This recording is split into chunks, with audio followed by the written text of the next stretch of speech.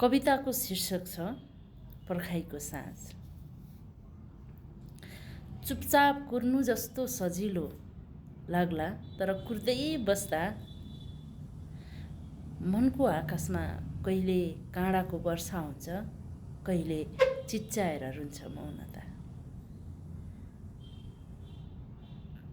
मेरो झ्यालको छेउमा उभिन्छ एक झोक्का हावा, मेरो झ्यालको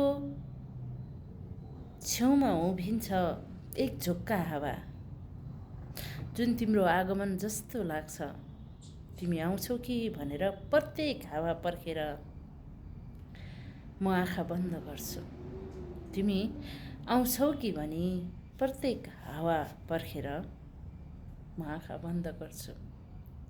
साँझ ढल्दै जान्छ, रातले आँखा पोल्छ तिमी नआएको हरेक क्षण। रातले आँखा पोल्छ तिमी नआएको हरेक क्षण। कसरी भनौँ यो पर्खाइ भनेको चिया चिसो नहुनु मात्र होइन। कसरी भनौँ यो पर्खाइ भनेको चिया चिसो हुनु मात्र होइन, यो त जिन्दगीको एक एक श्वासमा तिमीलाई बोलाउने पुकार हो। कसरी भनौँ म मुठीमा बाँध्न खोज्छु तिमीले कहिल्यै नलेखेका पत्रहरू, म ओठमा गुनगुनाउँछु तिमीले कहिल्यै नबोलेको प्रेम। कसरी भनौँ म घडीको सुईसँग झगडा गर्छु। कसरी भनौँ तिमीले झगडा गरेको मिनेटको कारण आँसुको लिपिमा लेख्छु तिमी आउँछौ है भनेर। आजभोलि आकाशको जुन पनि लजाउँछ।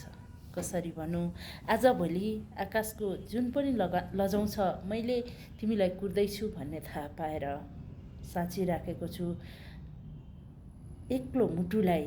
तिमी फर्किनुपर्छ मेरो रोदनको पुकारमा। तिमी फर्किनुपर्छ मेरो रोदनको पुकारमा। यदि तिमी फर्किएनौ भने मन आफैलाई पगालेर तिम्रो सम्झनामा एक मूर्तिमा बदलिनेछु। तिमीलाई हेर्न नआएको मूर्तिमा। यो अत्यास, यो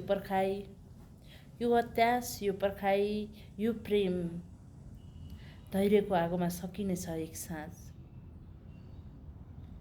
त्यो साँझ तिमी मबाट हराउनेछौ। धन्यवाद।